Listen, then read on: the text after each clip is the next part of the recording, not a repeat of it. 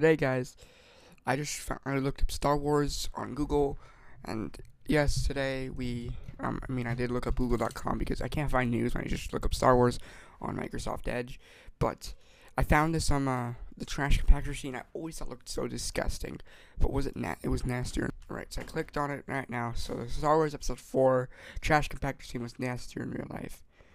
And alright, let's read this because I never knew this, and you can learn a lot of things from the news, from the scenes and everything behind, because this is behind the scenes. They have to film this, and I feel bad for Mark Hamill because he had to go under the water, and it was probably disgusting. Let's read. In George Lucas' pulp sci-fi epic Star Wars, the innocent farm boy Luke Skywalker, Mark Hamill, and the blowhard smuggler Han Solo infiltrate the Empire's massive Death Star base to rescue the captured Princess Leia, or Carrie Fisher, from a jail cell. The breakout doesn't go terribly well, sadly, and the three, along with their space Sasquatch friend Chewbacca, Peter Mayhew, get involved in a dangerous firefight with Imperial soldiers to flee the conflagration. I don't even know if that's a word. Our heroes escape down a chute in the wall, not knowing where it leads. They find themselves inside a wet, cluttered garbage receptacle, surrounded by smelly machine parts and God knows what else. Gross, trash-eating eels lurk in the water. Well, at least they were no longer in immediate danger. And shockingly, the walls of the trash room begin closing in. They're not in a receptacle.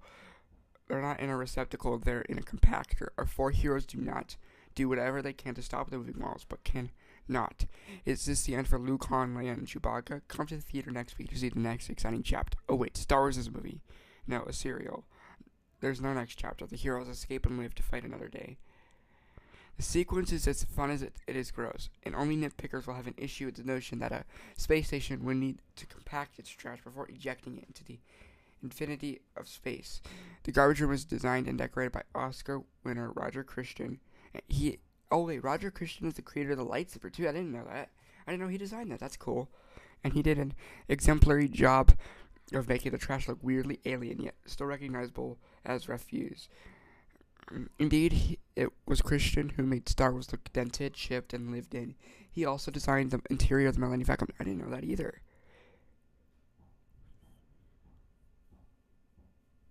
Okay, it seems that shooting the trash compactor scene, however, was just as gross as it looked. Various interviews available online have put together a roadmap of the 2-day shoot, and it is a litany of wet discomfort. Star Wars is wet garbage. Okay. Archived by Yahoo in 2015, Mark Hamill was quoted in 1997 about how damp and horrible it was.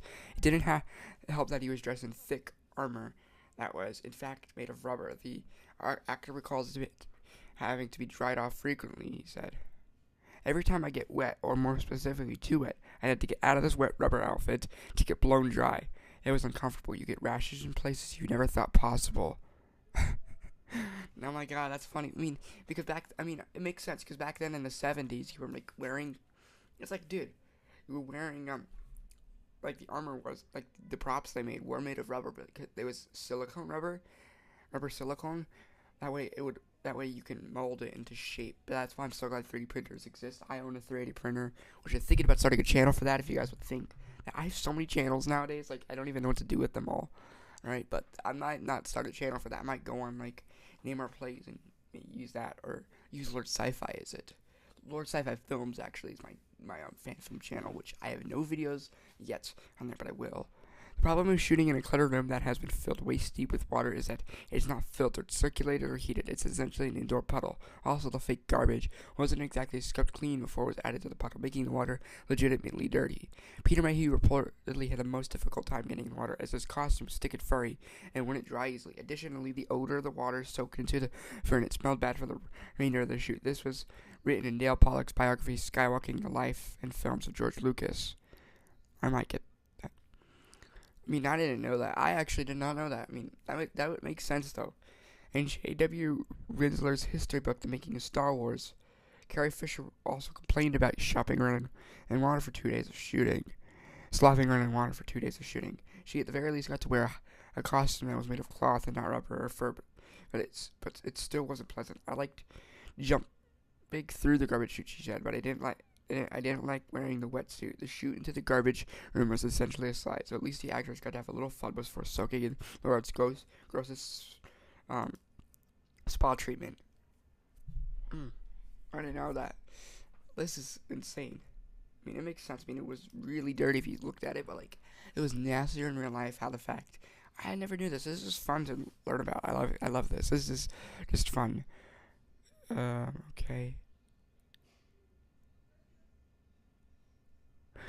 Okay. Okay. No one mentioned that at the temperature of the water, but one might imagine that it was pretty cold. If Luke, Han, and Leia and Chewbacca looked uncomfortable in that garbage compactor, know that they weren't acting. That actually must have sucked. I hate cold water, because if you guys didn't know this, I usually okay, this is the end of the thing. So usually me is the fact that I hate cold water. I take hot showers all the time, no matter how hot it is outside. Cold water sucks. So if it's cold water, it's like literally doing whatever it was. But that's insane. I never knew this, but yeah, I don't know if I'm gonna upload this video. I think there's other ones I want to look at. There's other news I want to look at. This is the top news that it was in here. What is Jedi Power Battles? Oh, I never heard about that. Oh, it's a PC game you can play?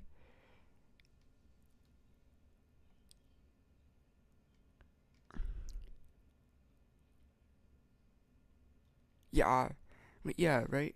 Was he? Oh, he played Darth Bane. I didn't know that. Okay, that's cool. This is all the news you can find. There's other news. If you look up something, you can find news about this stuff. Let's look at this one.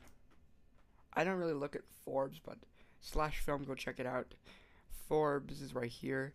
The cost of making Star Wars The Force Awakens was even higher than previously thought, as a detailed analysis of the financial statements for its production company has revealed that Disney spent $638.9 million American dollars, 452 million euros, which is, I think,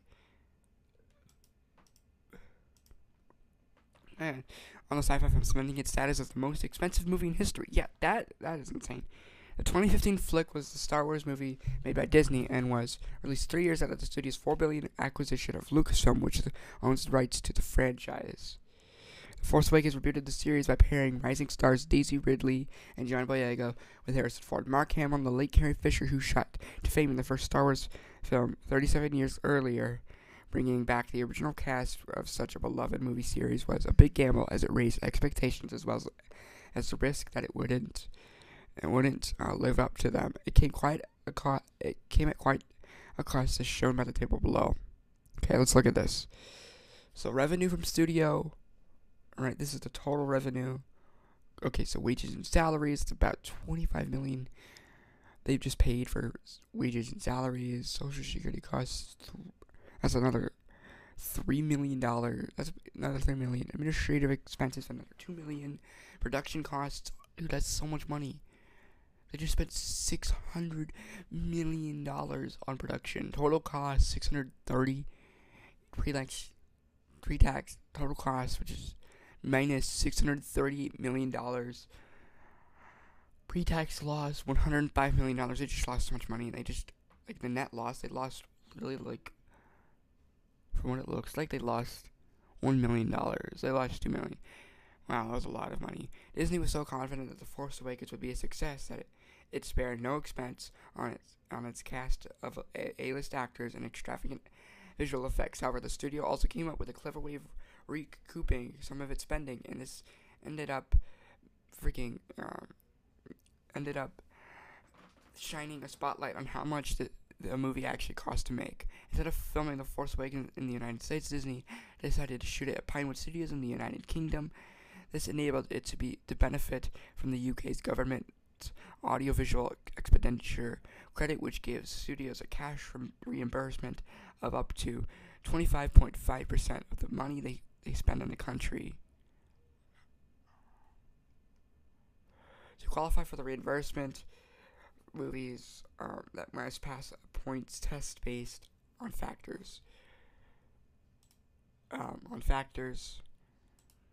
such as how many members of the production team are from the UK and how much of the post-production work is done in the UK. Furthermore, at least 10% of the core costs of the production need to relate it to activities in the UK, and in order to demonstrate this to the government, studios need to set up a separate film production company, FPC, there for each picture.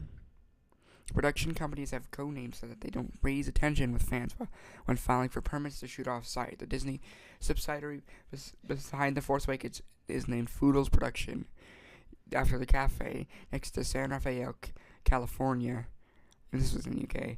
Headquarters of Kerner Optical, the original practical effects division of Lucasfilm's Industrial Light and Magic VFX firm. Okay.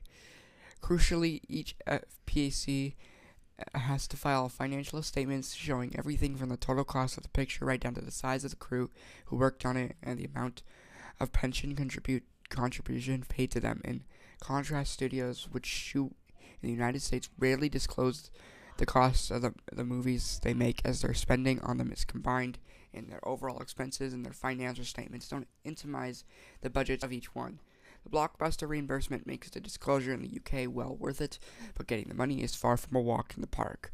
The terms of the reimbursement state that there can only be one FPC in relation to a film, so studios aren't allowed to hide costs in other companies.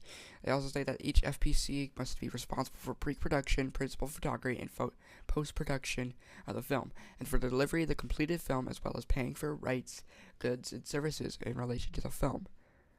It can take a great deal of time for the FPC to ensure that all invoices have been paid, and only then can the company be closed. For example, Pym Particles Productions UK, after the technology which enables Disney's Ant-Man character to shrink, was only shut down in March this year, 9 years after the release of its movie about the diminutive hero. Foodles is still booking costs on its financial statements 9 years after The Force Awakens was released. Its latest filings cover the year to December 31st, 2023. That's the last day of December, and show that it spent $3.7 million American dollars, 2.9 million euros during that time, bringing the movie's total cost to a staggering $638.9 million, as shown in the chart below. Look at that. Okay, that's all from 2014, which is this one, 2014, and more 2015, 2016, 2017, 2018, 2019, 2020, 2021, 2022, 2023. Okay, that's everything. Like, wow. I never noticed this. Noticed. Okay, last year Foodles also received 3.1 million American dollars, 2.4 million euros of revenue, but this wasn't from their theater tickets, streaming, Blu-ray, or merchandise sales, as they all go directly to Disney in the US. Foodles, like the majority of FPCs, is just responsible for making the movie, and its revenue is a key part of the process of obtaining the reimbursement. The process begins at the very start of production, when a Hollywood studio buys a script from a screenwriter and commissions a movie about it. If the studio decides to make the movie in the UK, it then sets up a subsidiary company there which acquires the script from its US-based parent. Acquiring the script from the UK company, the rights to make a movie about it, and the Hollywood studio pays it a small production services fee. As per the rules, a UK company must be responsible for everything, from pre-production and principal photography to post-production, delivery of the finished film, and payment of goods and services in relation to it. Then comes financial. If the UK company makes a profit, the financial benefit from the UK government comes in the form of a reduction to its tax bill. However, if it makes a loss, it receives a cash reimbursement in the form of a tax credit. So studios fund the companies in a way which engineers this. As shown in the diagram below, the studio buys the rights to the film from the UK company, but only gives it approximately 74.5% of the projected production costs. The remaining 25.5% is provided by the studio in the form of a loan. The loan and the revenue from the sale of the rights gives the UK company 100% of the production budget for the movie, and this sets the seed for the cash reimbursement. Okay, so look. So, film rights loan for 25.5% of budget. This is the U.S. video. 74.5% of budget in return for film rights. Loan repayment equivalent to 25.5% of the budget. So, 25.5% of the budget is UK tax authority, and UK production co makes 25.5% loss. 100% of costs. Loans are not counted. I mean, you guys can read the rest of this. I mean, there's a lot left. I mean, there's a bunch of it. I mean, this came out. Did it come out? When did it come out? Terms. No. When did it come out, though? I don't know when it came out, but, like, whenever this came out, that's insane that The Force Awakens literally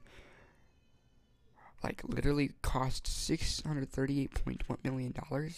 How much money did it cost? Alright. I'm gonna make this the freaking thumbnail of my YouTube video, which is insane. I'm thinking about uploading this, but I'm not sure. So if you guys did enjoy this video, I'll see you guys next time. Peace.